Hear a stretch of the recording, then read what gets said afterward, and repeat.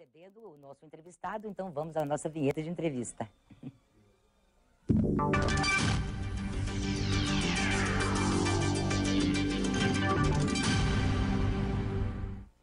Gente, William Saliba, conhecidíssimo em toda Minas Gerais e no contexto nacional como um grande jornalista que ele é, há mais de 4 décadas.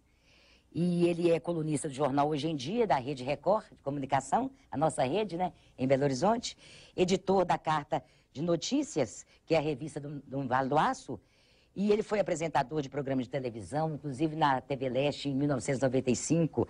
Ele produziu e dirigiu documentários curta-metragem que receberam premiação nacional. Foi colunista dos jornais Diário do Rio Doce e Vale do Aço. E ele foi também assessor de comunicação na Cenibra, Uzi Minas Mecânica e prefeituras do Vale do Aço. Então vocês veem a bagagem desse jornalista que é o nosso entrevistado neste momento. Boa tarde, William. Boa tarde, Tessa. É um prazer recebê-lo. Prazer é todo meu estar aqui, ser convidado do seu programa. Pois é, e obrigada por ter aceito o nosso convite, assim, vindo do Vale do Aço. Eu sei que você é muito ocupado, mas geralmente muito atencioso, eu sei disso. Muito obrigado. Bom, hoje você atua no Vale do Aço, mas você inclusive se casou em Valadares, viveu aqui muitos anos, teve seus filhos aqui, é isso mesmo? Sem dúvida. Eu me casei aqui em Governador Valadares com a Ângela Argolo e todos os meus 3 filhos nasceram aqui em Governador Valadares. Durante o período que eu atuava como assessor de comunicação da Cenibra, eu tive a oportunidade de morar em Governador Valadares. E grande parte desse período eu tive a oportunidade de conviver e de participar ativamente da vida social, política e comunitária de Governador Valadares. Aliás, foi aqui que você produziu os seus 2 curta-metragens, foi isso? Exato. No final da década de 70, início da década de 80, haviam os festivais de cinema brasileiro de curta-metragens e na época a gente fazia algumas produções experimentais de curta-metragens com a bitola de Super 8 e o primeiro filme que eu aqui produzi foi o Alerta Verde, onde eu tive a oportunidade de filmar cenas das enchentes que assolaram o Governador Valadares em 1979. E depois de registrar toda aquela catástrofe, eu tive a iniciativa de buscar as causas das enchentes. Foi quando acabei desenvolvendo um roteiro onde a gente mostrava o desequilíbrio ecológico já naquela época, em 79, como causa das enchentes do Rio Doce. Esse filme, ele estreou no Festival de Gramado, no sul do país, e participou de vários festivais no país, sendo que ele foi premiado no Festival do Cinema Brasileiro em Penedo, em Alagoas.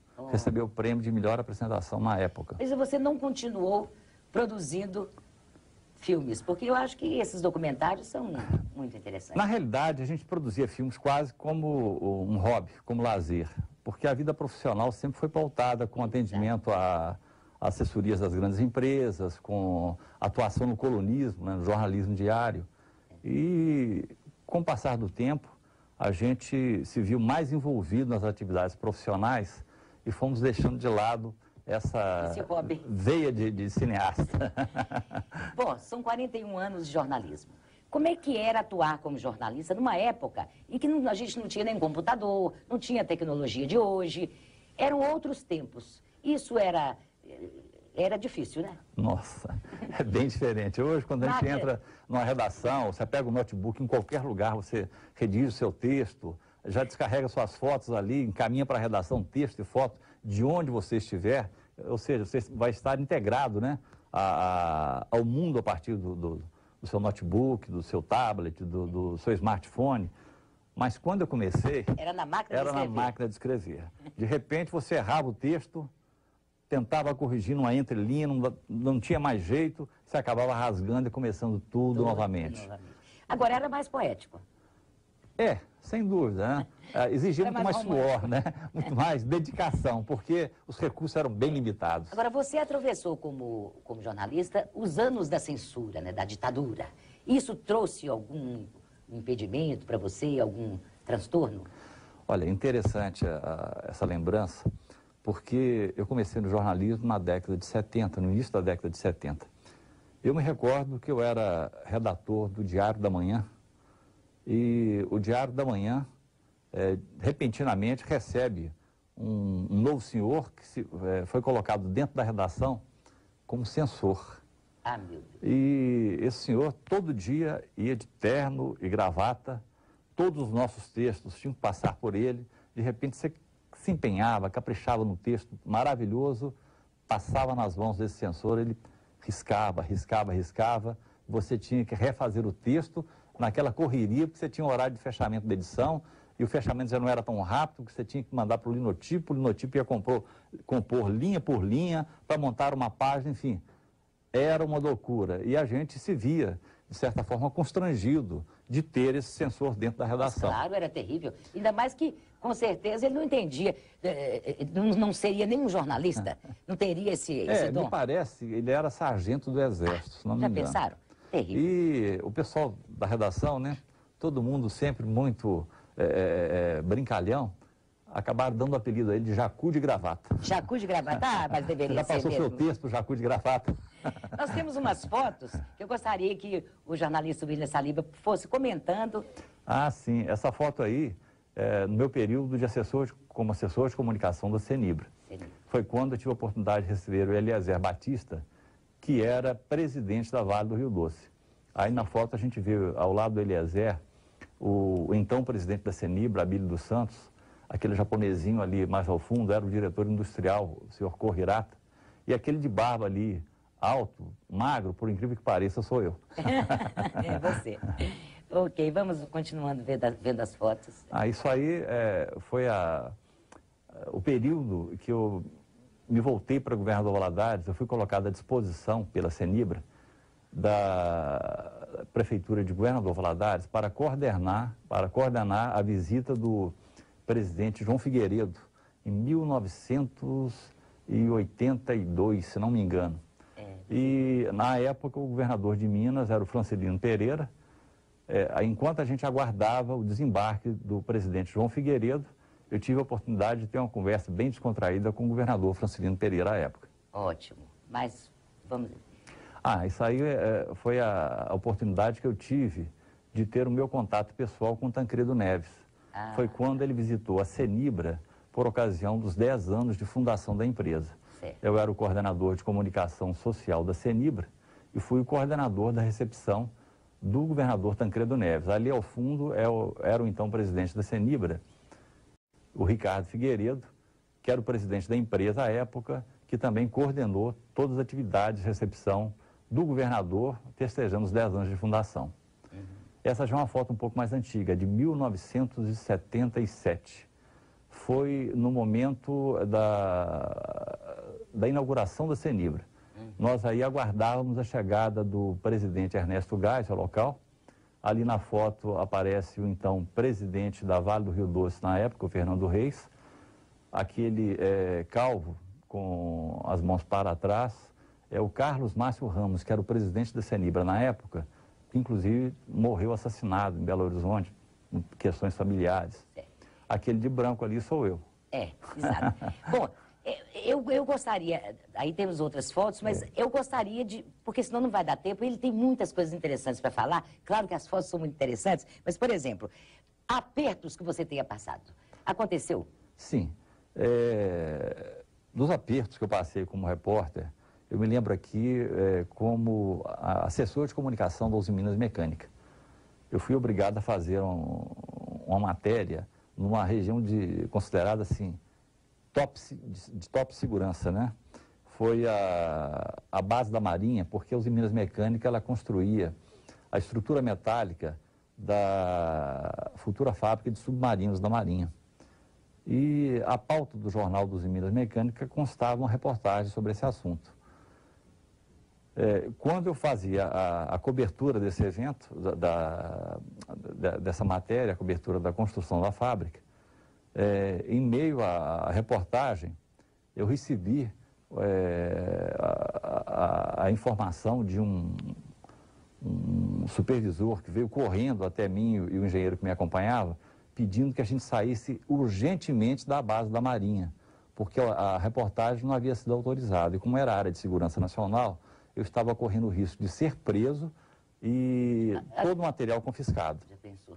Então, foi um corre-corre, tive que entrar dentro do carro do engenheiro, coloquei um capacete para me passar por operário e saímos assim, a 1000 do local. Fuga mesmo.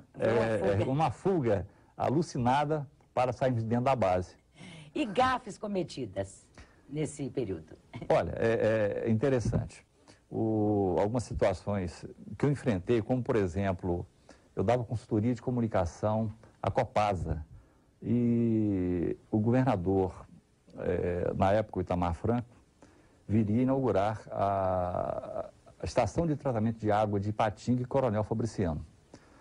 Eu fui com o coordenador de comunicação da Copasa até o aeroporto, receber o governador com a diretoria da Copasa, e o nosso carro veio puxando o comboio. Viemos na frente, depois o carro da segurança e a seguir do governador com a diretoria da Copasa. Quando nós chegamos ao local da cerimônia, o Bandeira, que era o superintendente de comunicação da Copasa, bateu o olho no mastro e verificou que a bandeira do Brasil estava com ordem e progresso de cabeça para baixo. Nossa, vamos hastear a bandeira de cabeça para baixo. O que a gente pode fazer, Salil? Eu falei, não faço a menor ideia. Eu falei, eu tenho uma ideia. Você vai subir pela escada, ficar no segundo andar, próximo ao mastro. Depois que o Itamar Franco acabar de hastear a bandeira, quando ele estiver amarrando lá em cima, você abraça o mastro, porque o vento não vai soprar, a bandeira vai ficar enrolada e com certeza ninguém vai perceber que a bandeira está de cabeça para baixo. Eu passei a cerimônia inteira amarrado juntamente com a bandeira ao mastro. Enrolado na bandeira.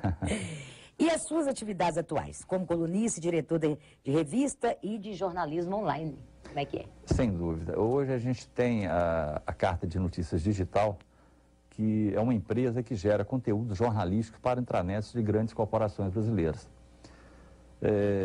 Atendemos aí, na nossa carteira de clientes, empresas como Coca-Cola, Linde Gases Industriais, enfim, empresas de grande porte e algumas multinacionais. Temos também a direção da revista Carta de Notícias, que é uma revista impressa, tradicional no Vale do Aço, que circula há 22 anos no Vale do Aço. Eu gostaria de recebê-la. Ah, vai ser um prazer. Saindo daqui eu pego com você o endereço, a gente coloca no nosso e-mail. Isso. E sou também colunista da revista PQN, que é uma revista editada em Belo Horizonte e que circula nas redações dos principais veículos de comunicação do Brasil. A PQN é uma revista voltada para profissionais de comunicação. Eu sou responsável pela coluna que cobre os acontecimentos e os profissionais que atuam na comunicação do leste de Minas. Bom. Como também sou colunista do jornal Hoje em Dia, do Grupo Record de Comunicação, ao qual a TV Leste é afiliada. Eu respondo pela coluna aos domingos no Caderno Minas. É uma coluna de hard news que traz a cobertura não só regional, como também fatos marcantes de todo o estado e todo o interior de Minas. Isso é muito bom. Mais de 40 anos de jornalismo, prestando a sua grande colaboração e associando todo a sua vocação, o seu trabalho à sua experiência, que isso é muito importante. Agradecemos a sua presença no programa Arte e Opinião. Continue nos assistindo, porque o Vale do Aço nos assiste muito bem, né? E até a próxima oportunidade. Muito obrigado e obrigado pela oportunidade de estar aqui com você.